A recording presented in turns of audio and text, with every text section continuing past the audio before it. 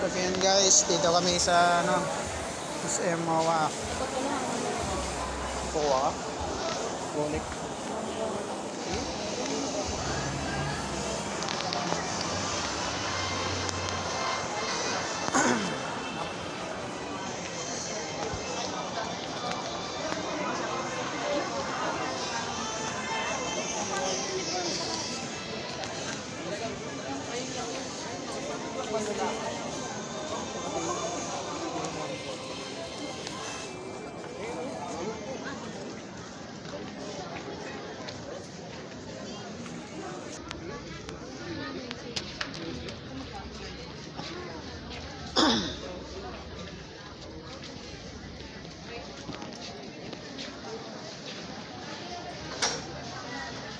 Dami ng tao.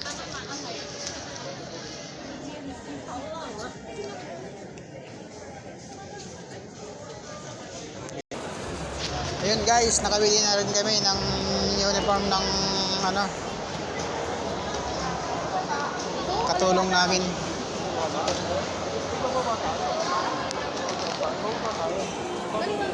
Ano yung hinahanap nyo guys? Kakape kami. Kakape kayo. Pasyal-pasyal muna guys. Dito kami sa MOA. Guys, dito kami sa MOA. Pasyal-pasyal muna. Picture mo kayo? Bakit?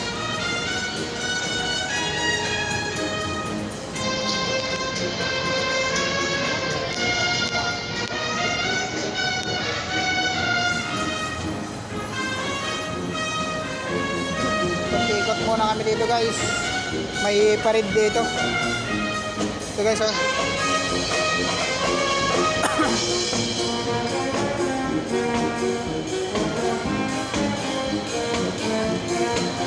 Guys, may parid.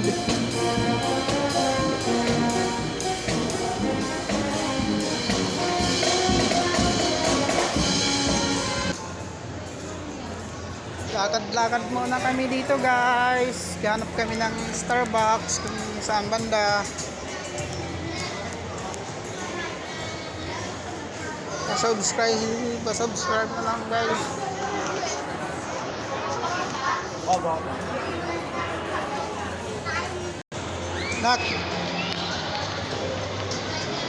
Nak, service mo, pagod ka na ba?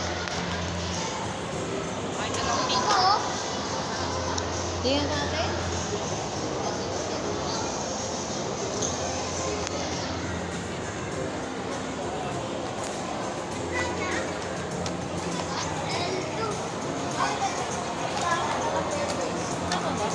Ito yung Citizen, Seiko. Iba yan, magkaiba. Citizen at saka Seiko, iba yan.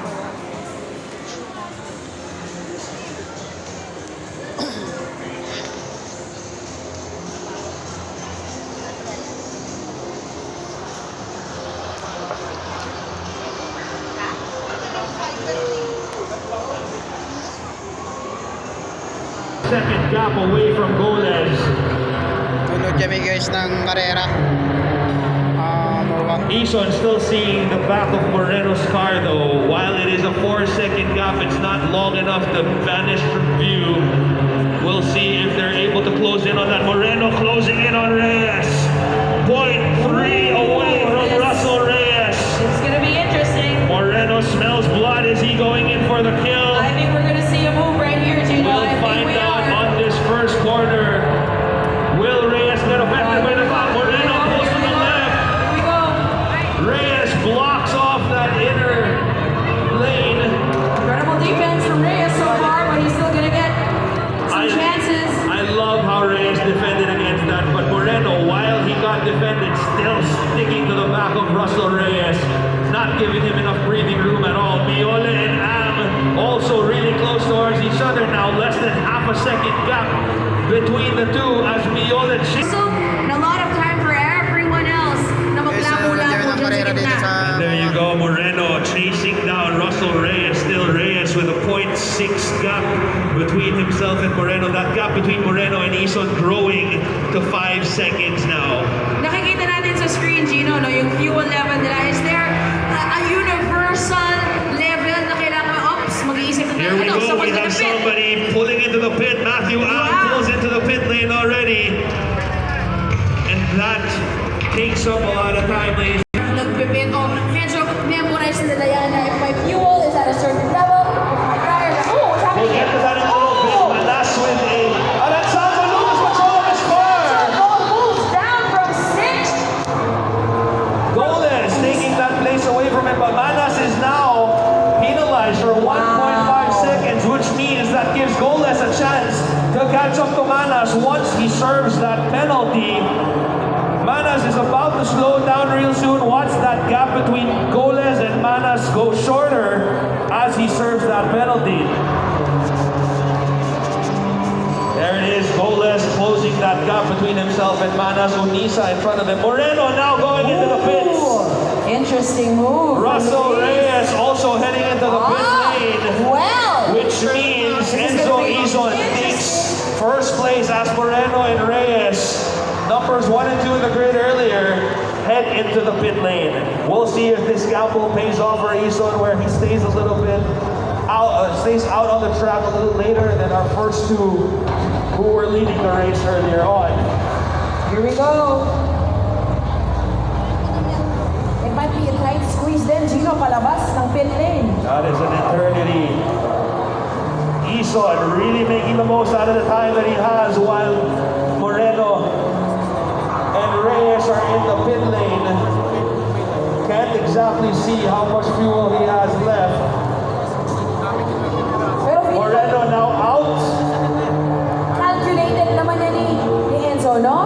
Kinakabahan tuloy ako. Yes, we'll find out soon enough. But for now, Moreno is right behind Izon, who has yet to make his pit stop. Right behind Miole. Right behind Moreno, rather, is Miole, and right behind Miole is Reyes. If I'm not mistaken, I don't think Miole has taken his pit stop yet. Parang He hindi has pa. not taken his pit stop yet, which means Moreno actually comes out on top of Reyes because of the strategy of that pit stop, because Izon will still have to make his pit stop. But we're watching Moreno now as he goes through this, trying to make the most out of the time that he has, while Reyes is stuck behind Jeter Miole. The gap between Moreno and Miole, less than a second. Miole and Reyes, the gap between them is 3.5, but again, Miole has to take a pit stop first. That pit Izon. stop by Luis proving to be the perfect decision at the perfect time. Exactly. Watch Izon right now.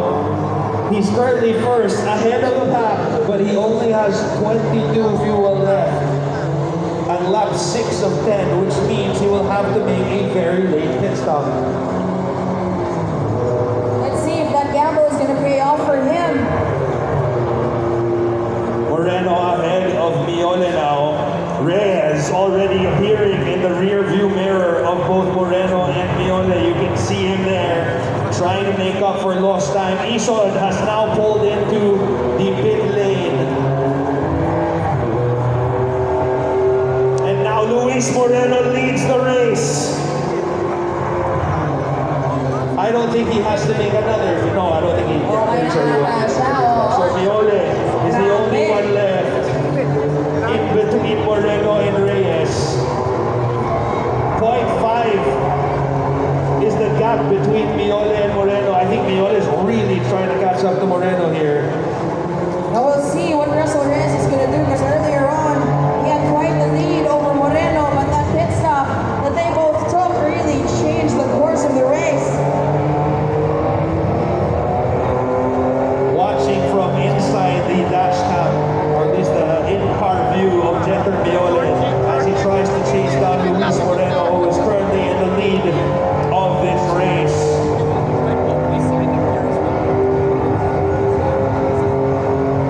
How do you teach pit stop strategy, Gino? Pakiramdaman lang talaga siya eh, no? That is a question I cannot answer. That takes an entire team, I think, to come up with a strategy for pit stops. And Reminding a lot of everybody, mathematics. wala silang team. Wala We're sila lang working yan. alone. They are doing that on their own. Now, normally, what you would have is you would have an entire team behind you telling you when An entire you need to team in your conserve, ear. Uh-huh. when you need to to be aggressive when both push comes into play, but they're doing it while they're racing. And look at that gap between Miole and Moreno. Miole chasing down Moreno. Half a second between the two, a little bit of a correction on Miole there.